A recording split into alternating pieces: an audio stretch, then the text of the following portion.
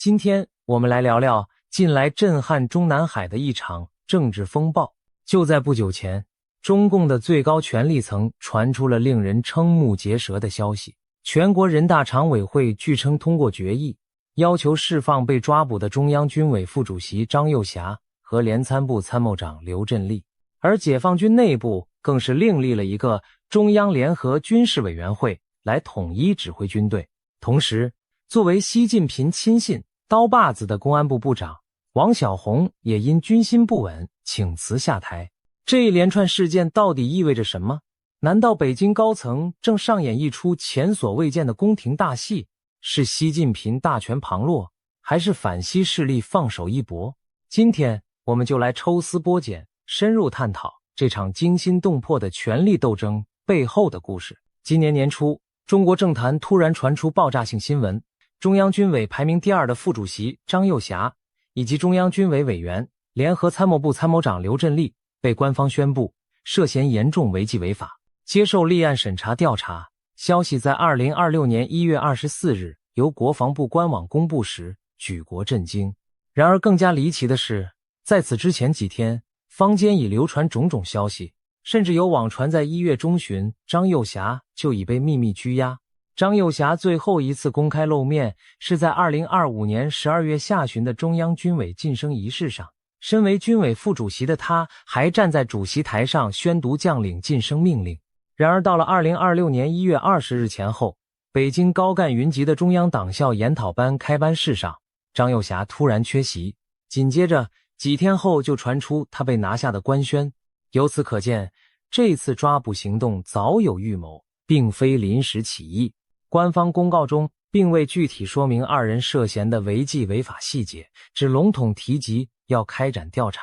不过，民间和国际舆论对此有诸多猜测。有人认为习近平此次是以军中反腐为名，指控张又侠等人贪腐，以便扫除异己。也有人怀疑这起事件与中共火箭军此前爆出的机密外泄丑闻有关。2023年，解放军火箭军多名高层因涉泄密问题落马。据传，美国掌握了中国核武库的重要情报，引发北京震怒。张又侠长期分管军工和战略力量建设，或许因此成为替罪羊。还有一种说法更为惊心动魄，张又侠和刘振立据称暗中串联了一批将领，计划在即将召开的全国两会期间发难，趁习近平出访或警惕松懈之际发动政变。但行动机密提前走漏，习近平抢先下手，而挫败了这场未遂政变。一时间众说纷纭，每种版本看似都有些道理，又都缺乏实锤证据。然而有一点可以肯定，习近平决定对自己一手提拔的爱将痛下杀手，必然不仅仅是因为一般性的腐败问题，更大的可能是他感到权力受到了威胁。张又侠何许人也？他是中共开国上将之子，军中红二代代表人物，与习近平私交甚笃，被视为习在军队中的左膀右臂。张又侠曾参与1979年对越自卫反击战，有实战经历，又主抓过军工装备发展，资历深厚。习近平上台后大力提拔张又侠，让他在2017年晋升军委副主席，并在2022年破格留任至今。此人可谓习家军嫡系中的嫡系中。另一位被查的刘振立也是战功出身，曾在中越边境冲突中立功，后来担任过第81集团军军长、陆军司令部参谋长等职。2022年，习近平将他扶上联合参谋部参谋长的位置，相当于解放军的总参谋长。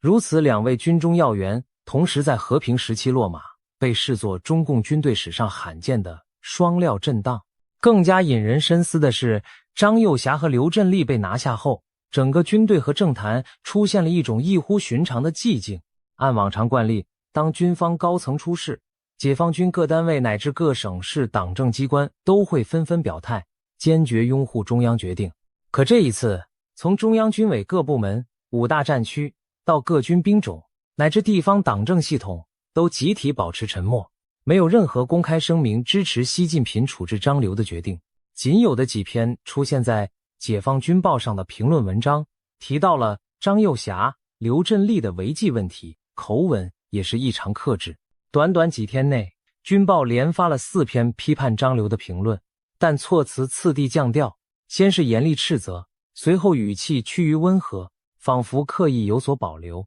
发表了这几篇评论后，官媒宣传又重新陷入一潭死水，仿佛所有人都在观望风向，不敢轻举妄动。有分析指出，全军上下这种诡异沉默，恰恰说明事出反常。要知道，张又侠身居军委副主席，是仅次于军委主席习近平的第2号军中人物。刘振立作为掌握解放军作战指挥中枢的连参部长，同样举足轻重。他们俩突然被拿下，说是军中地震，毫不为过。在这种情况下，军队没有一人站出来表态拥护，反而选择集体晋升，足见解放军内部对此事的震惊和疑虑。不少传闻甚至指出，5大战区的司令员们私下对此极为不满，认为抓张又侠破坏了军队的稳定和士气，因此消极对待上面的指示。也有人猜测，是军中高层暗中较劲，压制了统一表态的声音。无论如何，张又侠事件在军队内部引发的反响显然超出了习近平的预期。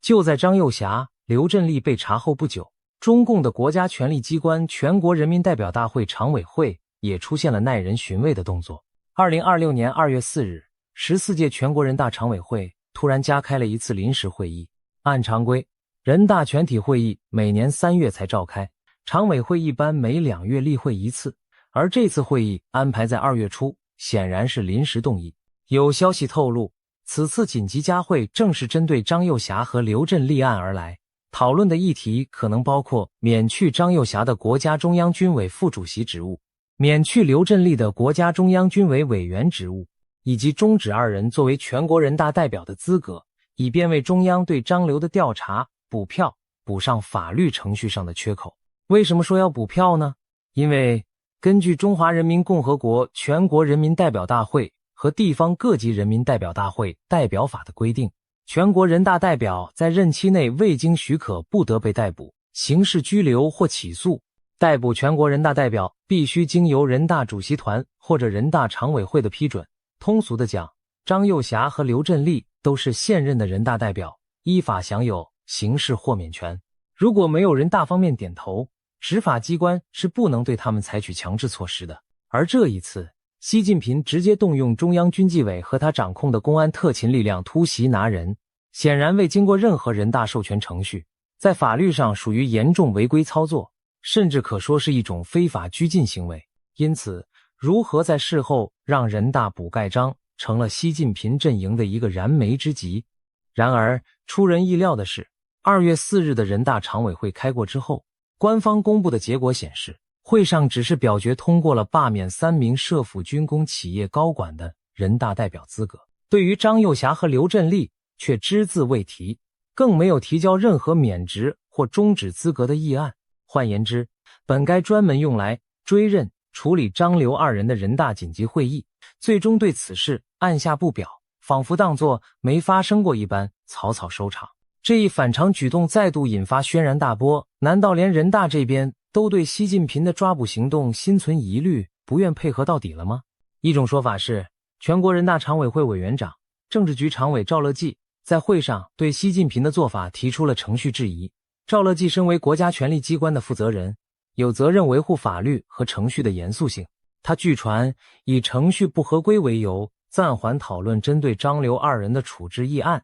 等于间接否定了习近平先斩后奏的做法。更有消息称，1月下旬时，中共中央内部就有人对擅自抓捕张又侠提出异议，认为此举严重违反党内规则和国家法律。一些中共党内元老也透露不满，担心在军中引发更大反弹。赵乐际此时站出来刹车，或许是得到了党内其他高层的默许甚至授意。毕竟赵与习之间早有嫌隙，他曾在中纪委期间掌握大批高层官员的纪律、问题档案，手中不乏筹码。如今抓住习近平，未经人大授权抓人，这一把柄，赵乐际正好可以借题发挥，给习近平一个难堪。另一种可能是，习近平自己在关键时刻选择退一步，暂时放缓对张又侠、刘振立的处置节奏。因为此时北京政坛和军中因张刘事件闹得人心浮动，各种传闻四起，形势对习近平极为不利。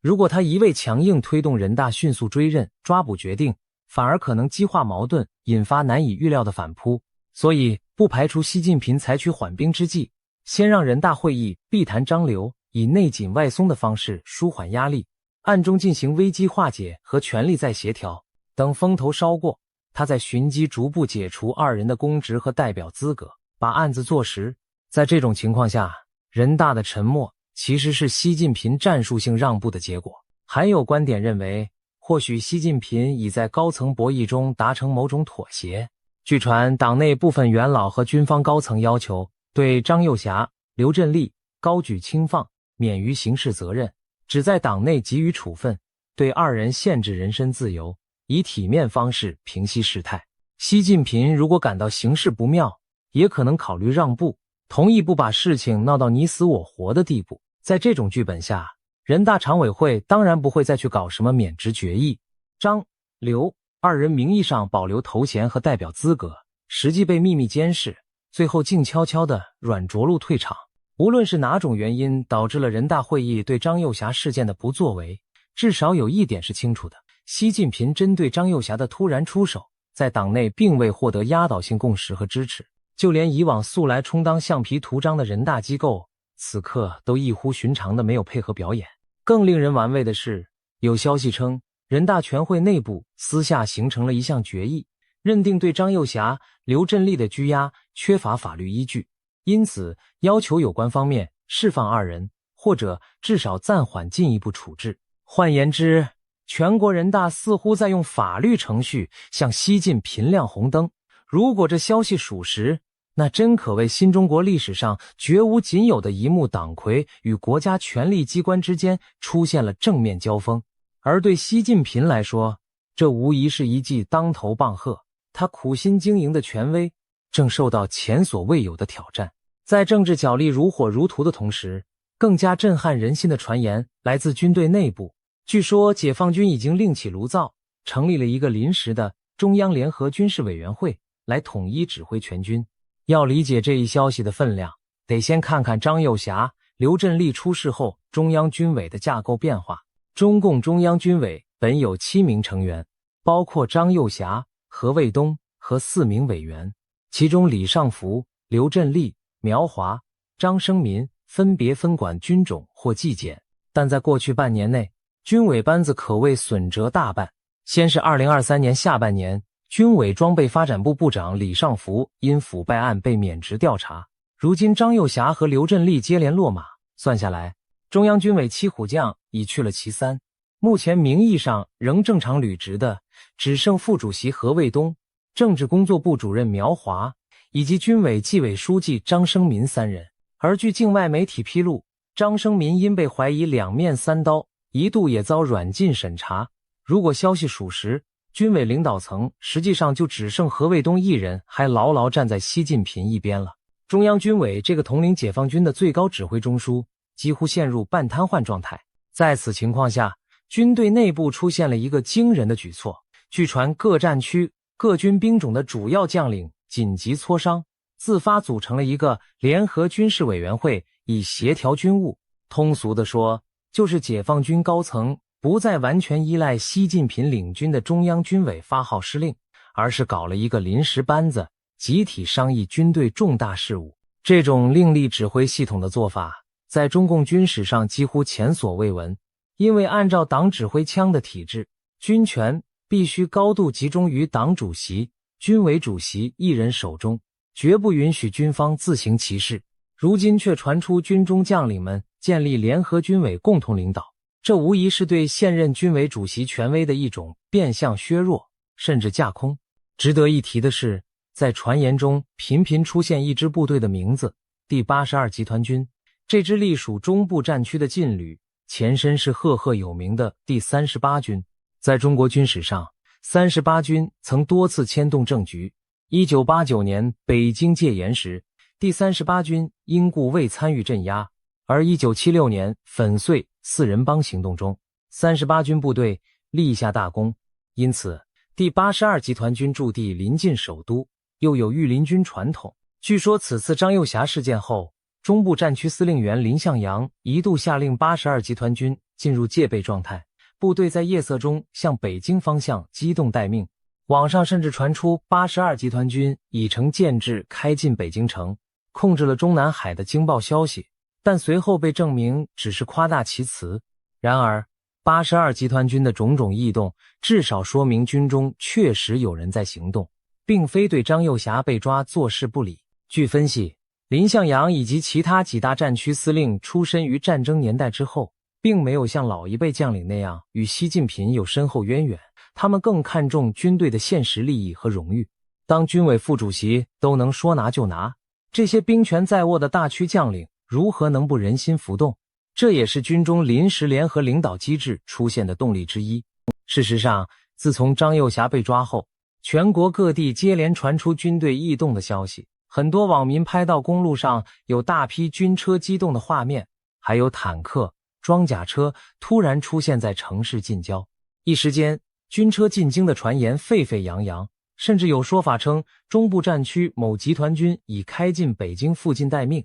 虽然官方未予证实，但北京城内外确实呈现出高度戒备的态势。据北京市民反映，1月底以来，北京周边各公路检查站格外紧张，进出城的车辆和人员都被严格盘查，城区夜间也不时传出直升机巡航的轰鸣声，仿佛进入了某种战时状态。更惊人的是，有海外媒体报道，张幼霞事件当晚，中南海内一度响起阵阵枪声，似乎发生过某种武装冲突，但随后消息被封锁，真相不得而知。诸如此类的传闻真假难辨，但从侧面印证了北京高层对局势的戒惧。习近平据称早有准备，在动手前就悄悄调换了北京卫戍区，也就是首都警备部队的司令员，确保京畿兵权牢牢掌控在亲信手里，同时还调集武警部队和中央警卫局，加强中南海防卫，生怕军中有人孤注一掷、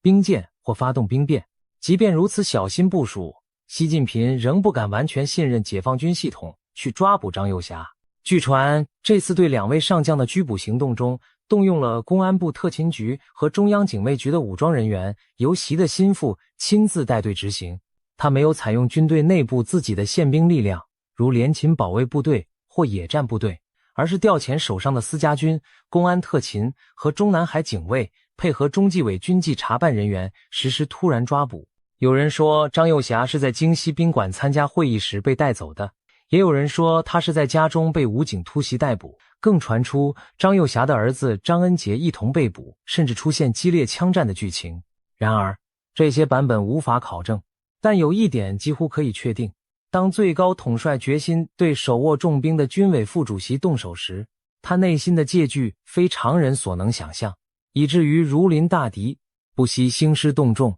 调动多方力量围捕。这也说明张幼霞案绝非单纯的贪腐问题，而极可能涉及更深层的权力博弈，甚至关乎习近平自身的安危。总之，在张幼霞事件发酵的短短数周内，解放军内部已经处于一种极度敏感的非常状态。官方虽未承认所谓联合军委的存在，但从各种迹象推测，军队高层确有自己的应对预案。这意味着习近平对解放军的统御力正在经受上台以来最严峻的考验。如果任由这种双重指挥体系继续下去，习近平苦心打造的绝对领导将遭到实质性稀释。在中共历史上，一向是党指挥枪，如今枪杆子里却似乎冒出了不同的声音，这让人不禁想起50多年前林彪事件前后军中派系林立的混乱局面。只不过这一次时代变了，消息封锁更加严密，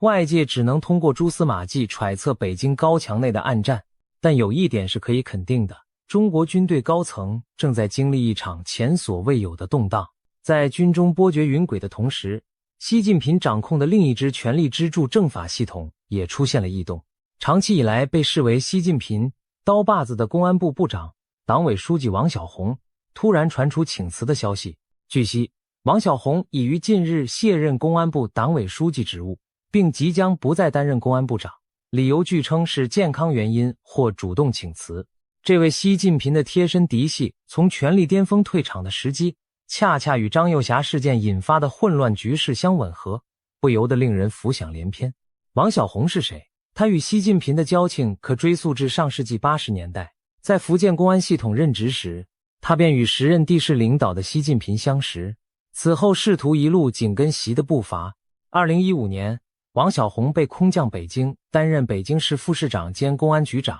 从地方诸侯跻身京畿要员。随后，他升任公安部副部长、特勤局局长，掌管中南海警卫和高层安保工作。2021年，他出任公安部党委副书记，隔年接替赵克志成为公安部长，并兼党委书记，跻身中共政治局，掌管全国公检法镇压机器。可以说，王小洪揽尽公安权力，是习近平最锋利的一把刀。有他在，习近平对内维稳，可谓高枕无忧。然而，正因为身居要津，王小洪在这次张幼霞事件中扮演的角色同样备受关注。有传闻称，习近平对抓捕张幼霞一事早有预谋，而王小洪深度参与了全过程。他不但协调公安特勤力量配合军队纪检委行动，而且亲自在幕后坐镇指挥。据知情者透露，王小洪当时放出一句话：一定要快，绝不能让他跑了。这句透露出极度紧张心理的话，被认为折射了习近平内心对张幼霞的忌惮和恐惧。他生怕夜长梦多，节外生枝，必须迅雷不及掩耳地将其控制。王小洪能协助习近平除去心腹大患，本应是立下大功，但形势的发展出乎意料。张幼霞被拿下后，引发的震荡远超预期，军队里军心不稳，社会上谣言四起，党内外议论纷纷，甚至国际上都在猜测北京是不是发生了政变。作为维稳第一责任人的王小洪，面对如此局面可谓压力山大。一方面，军队的不满情绪可能波及武警系统甚至公安内部。要知道，很多公安干部本身也是转业军官出身，对军中动态极为敏感。另一方面，如果习近平认为局势失控，是安保系统预防不力，他也可能把怒火撒向王小洪。更有传闻说，习近平对王小洪也开始起了疑心。原因是早在2025年时，习就有意加强对自己安全的直接掌控，将一部分中南海警卫的特勤权限从公安部剥离出去，改由中央办公厅警卫局直辖。曾有一次，王小洪试图调换贴身警卫人员，结果被习近平办公厅主任韩山否决，显示习对这位老友的戒备。此外，王小洪本人据称健康状况出现问题，也许这正是他请辞的理由之一。不论是真病还是假托辞，总之王小洪在这节骨眼上突然退出，其背后很可能也是权力斗争的结果。在经历张幼霞事件后，北京内外风声鹤唳，作为公安一把手的王小洪未能立即平息谣言和恐慌，甚至传出有官员趁乱外逃的消息。据传，连中组部一位副部长都趁乱跑路，去了海外。习近平也许需要有人为这一连串失控局面负责，而王小洪作为维稳总管，难辞其咎。同时，如果习近平阵营内部准备进一步清除隐患，他的亲信中有人对王小洪颇有微词，认为抓捕张幼霞闹出如此大乱子，王小洪难辞其责。更何况王小洪了解习近平大量内幕机密，一旦他退下，习也减少了一个知情太多的心腹。无论从哪个角度，让王小洪功成身退，似乎都对习近平有利，既安抚了党内换刀把子的呼声，又让王小洪以退隐方式离场，免得未来东窗事发牵连更广。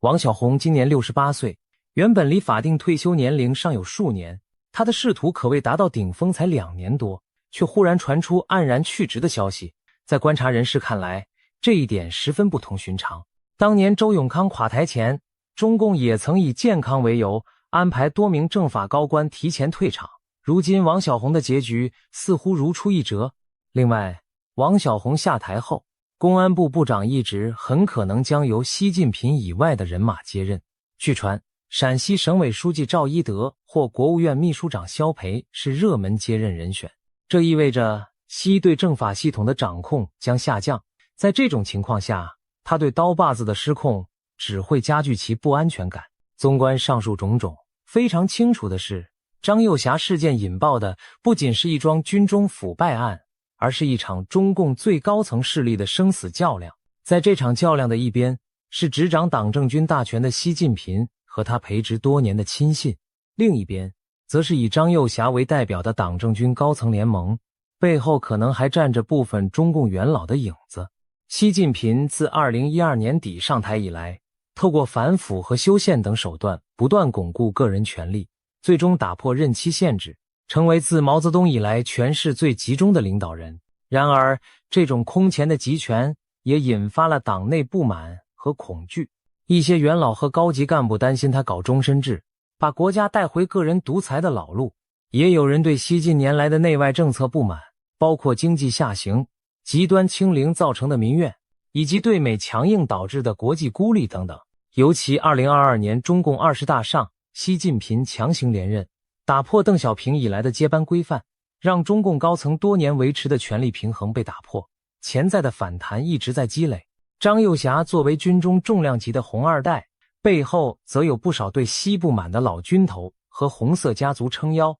这点外界早有揣测。另外，2022年10月，中共20大全国代表大会闭幕式上，时任国家主席的习近平在众目睽睽下，令前任领导人胡锦涛突然被工作人员搀离会场，此举震惊世界，亦被视为习对前朝元老不假辞色的一种警告。紧接着2023年10月底，前总理李克强在退休仅半年后便猝然病逝，引发全国舆论热议。许多民众自发前往李克强生前的母校和故居献花悼念，并借机宣泄对现状的不满。李克强之死至今疑点重重，不少人怀疑其中有政治因素，哪怕只是意外，也加剧了党内对习的不信任。这些事件显示，习近平为了巩固地位，可以不惜破坏中共高层长期保持的平衡和体面，从而让反对势力更加离心。然而，习近平并未因此有所收敛，反而在20大后愈发排除异己，巩固个人独大局面。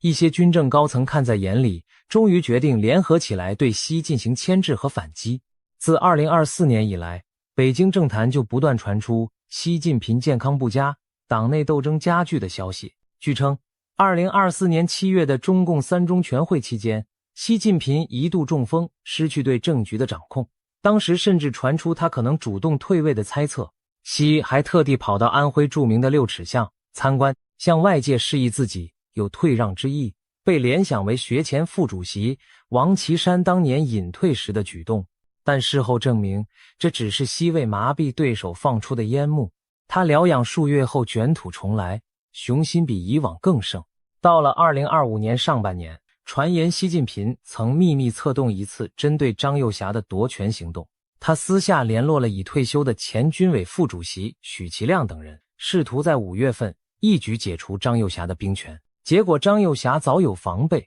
反将一军，使习的图谋未能得逞。而参与谋划的许其亮不久后，在2025年6月因心肌梗塞猝死，终年75岁。许其亮的突然离世被许多人质疑与这场明争暗斗有关。一位身体一向不错的高龄将军恰在关键时刻病亡，难免令人怀疑是被做掉、灭口或因极度压力触发疾病。如果上述传闻可信，那至少说明习近平与张幼霞的明暗斗法在2025年时已趋白热化。张幼霞尝到了习近平的杀机，自然不会坐以待毙。进入2025年下半年，双方再度过招。据说在中共20大后的4中全会前夕，身为军委副主席的张幼霞联合几位军中高官抢先出手，宣布拿下另一位军委副主席何卫东、军委政治工作部主任苗华等9名上将，指控他们涉嫌泄露机密和违纪问题，意图借此清除习近平安插在军委内的亲信势力。这步棋带有明显的逼宫色彩，因为何卫东和苗华都是习一手提拔的爱将，张幼霞此举无异于釜底抽薪，逼迫习近平让步甚至下台。然而到了4中全会正式召开时，习近平依然稳坐主席台，党政军职务毫发无损。而张幼霞虽然气势汹汹，却未能一击奏效，反习派的行动无法一锤定音，反而打草惊蛇，埋下了后患。果然4中全会后，习近平隐忍不发，待时机成熟便展开绝地反击。张幼霞恐怕做梦也没想到，习近平竟会铤而走险，在未经任何集体讨论的情况下直接对他动手，且行动如此隐秘迅捷，让人毫无还手之力。一朝大意，功亏一篑。这位南征北战的老将终究没躲过习近平布下的天罗地网。但是故事没有就此结束，习近平虽一时擒住对手，却发现自己陷入了四面楚歌的处境。军中异动频繁，战区集体沉默，党内高层掣肘牵制，民间舆论阴风四起，就连他最得力的公安头子都请辞走人。这一切表明，习近平表面上权倾一时，但统治根基其实并不牢固。党政军各界对他积怨已深，只是不敢公然发作而已。而张幼霞事件无异于打开了潘多拉的盒子，把多年积压的矛盾激化了出来。如今摆在习近平面前的棋局可谓步步惊心，危机四伏。那么这场惊心动魄的权力博弈最终将走向何方？有几种可能的剧本值得我们拭目以待。一种剧本是习近平再系铁腕，以更加猛烈的手段平息一切反对力量。这种情况下，可以想见近期内还会有更多军政高官被拉下马。习近平可能对军队展开第二波清洗，把凡与张幼霞关系密切或态度暧昧的将领一网打尽。例如，目前仍在任的另一位军委副主席何卫东和政治工作部主任苗华，如果被证实在张幼霞事件中立场不可靠，也许难逃清算。此外，不排除习近平把矛头指向党内与张幼霞交好的其他人，比如前总理李克强的嫡系、共青团派残余，或者甚至是敢于在人大唱反调的赵乐际等人。如果习近平决定孤注一掷，清军策，那么中国高层势必迎来更大的人事地震，甚至可能再演一场文化大革命式的党内清洗。在此过程中，习近平将进一步集中权力，也许还会将国家主席和党的军委主席头衔合二为一，自封领袖，重新安排接班人选，确保自己能够掌控局面，直至生命最后一刻。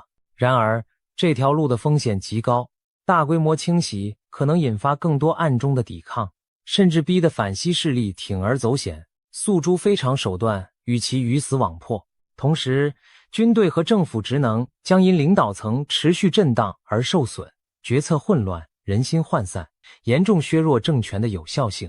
值得注意的是，当内外交困时，独裁者往往会考虑转移矛盾。习近平或许也有可能铤而走险地挑起一场对外冲突来凝聚国内的团结，比如对台湾采取更强硬的军事挑衅，或者在南海、东海制造危机，以民族主义煽动民意，转移对内政的不满情绪。这种情形无疑更加危险，因为一旦外部战事失控，不但不能救火，反而可能引爆更大的国家灾难。然而，这条路的风险极高，大规模清洗可能引发更多暗中的反弹，甚至逼得反西势力铤而走险，诉诸非常手段，与之决一死战。一鼓作气，再而衰，三而竭。俗话说得好，长痛不如短痛。如果习近平一味挥刀自宫，将整个官场和军队搞得人人自危，最终只会令自己众叛亲离。最极端的情况下，若整肃行动激起军队内部强烈反弹，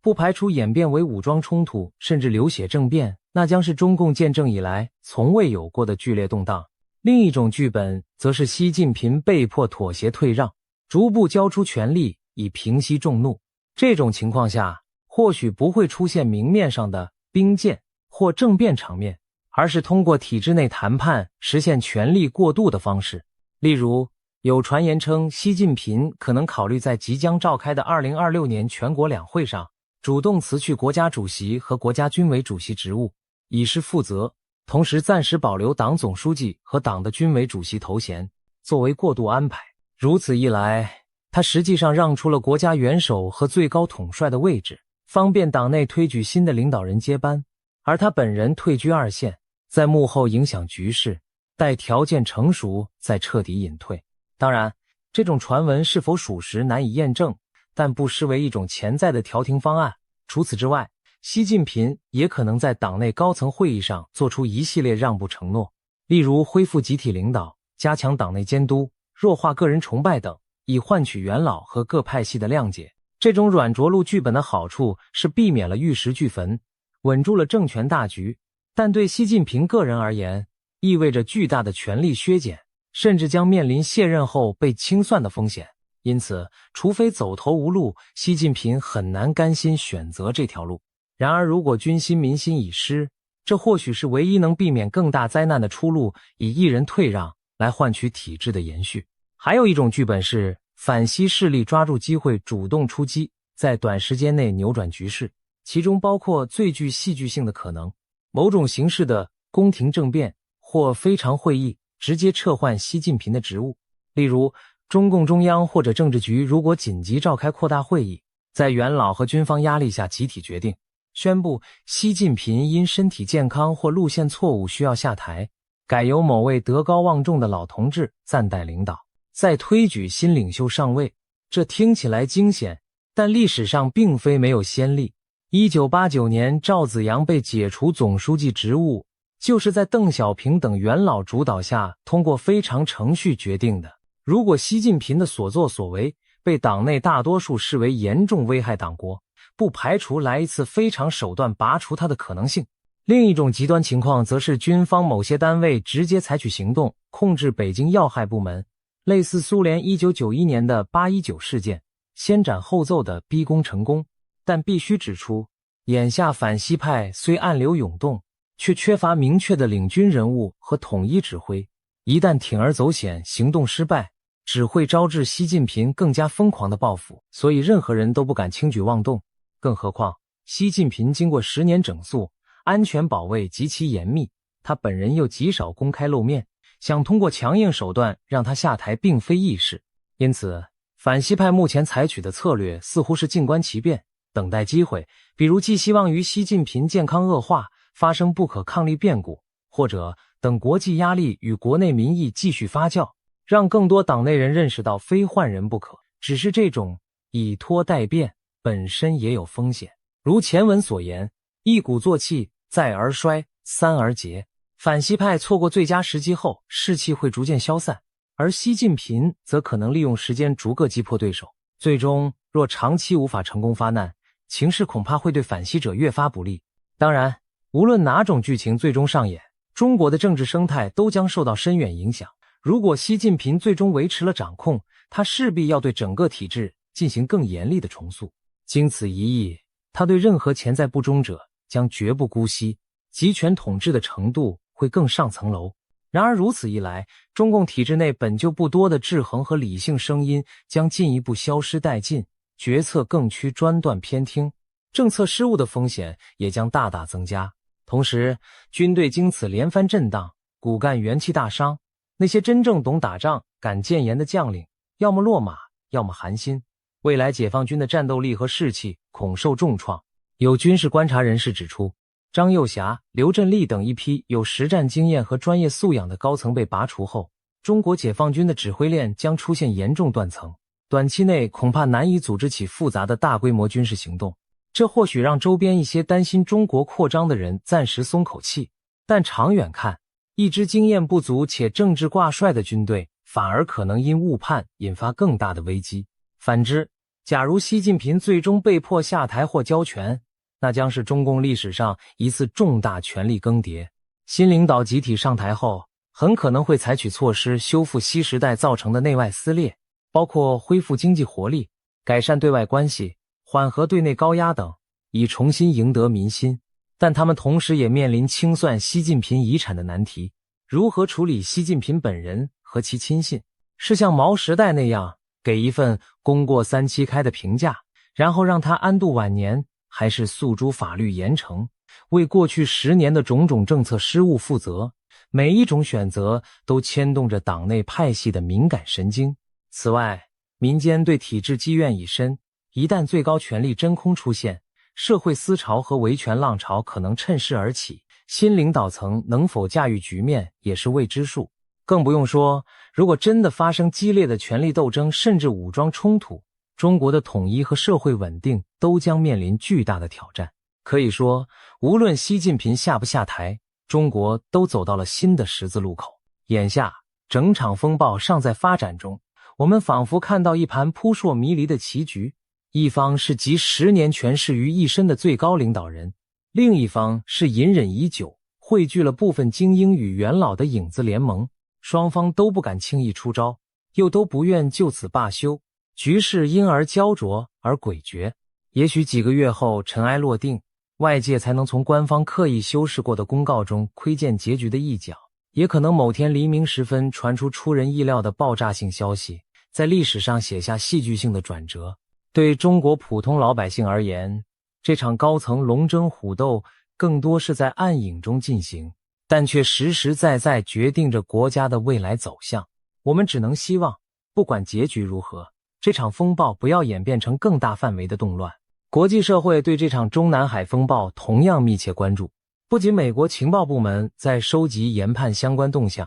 日本、台湾等周边国家也高度警惕中国内部的不稳定是否会外溢成区域风险。毕竟，一个政局动荡的核大国对全球都不是好消息。一些外媒甚至已经用未遂政变来形容这次事态，认为中国局势到了几十年来最危险的时刻。对未来世界格局而言，北京高层权斗的走向无疑将投下长长的阴影。唯一可以确定的是，这将是载入史册的一段惊涛骇浪。未来的中国人回望今日，或许会发出一声长叹，那真是见证历史的时刻啊。